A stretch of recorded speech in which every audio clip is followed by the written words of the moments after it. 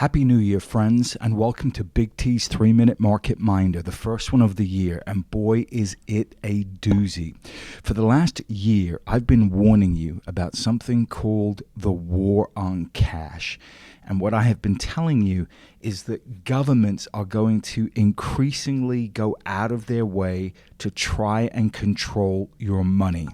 Some countries are going to do it overtly, the way that India did, where they went out and they banned the two largest notes in the country, effectively outlawing 86% of the country's paper cash.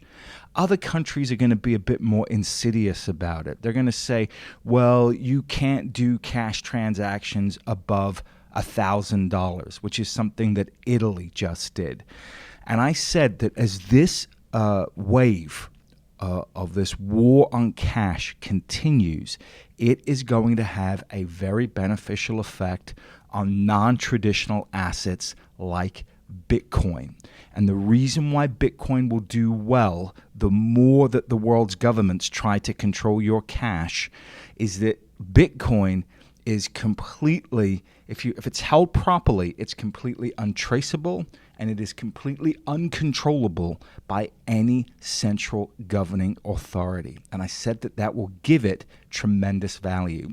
So over the holidays, we saw this story come out of China where researchers there are talking about doing a one-off devaluation for the Chinese yuan and engaging in capital controls. Capital controls means we don't let you take the money out of the country.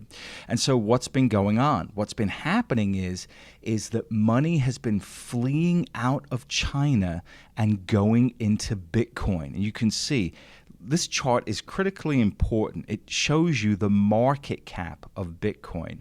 And you can see that the market cap of Bitcoin now is higher, $16.5 billion, than where it was in 2013. Now, why is that important?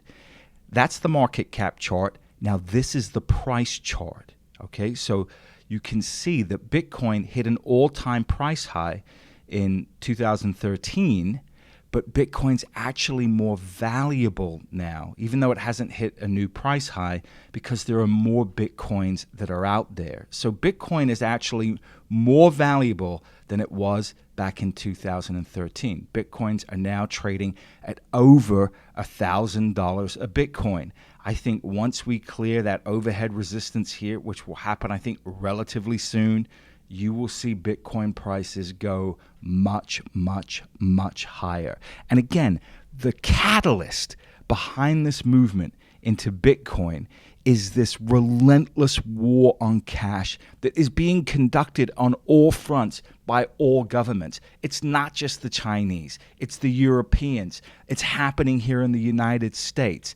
Bit by bit, we are moving to a cashless society where cash, or the use of cash, is going to be increasingly stigmatized.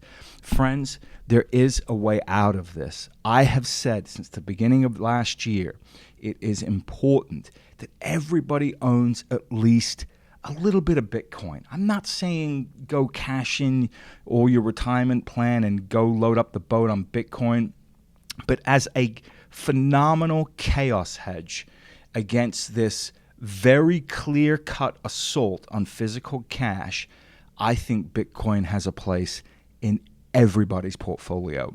All right, friends, that is enough out of me. I will catch up with you in the next video, and I want you to always remember, let the game come to you.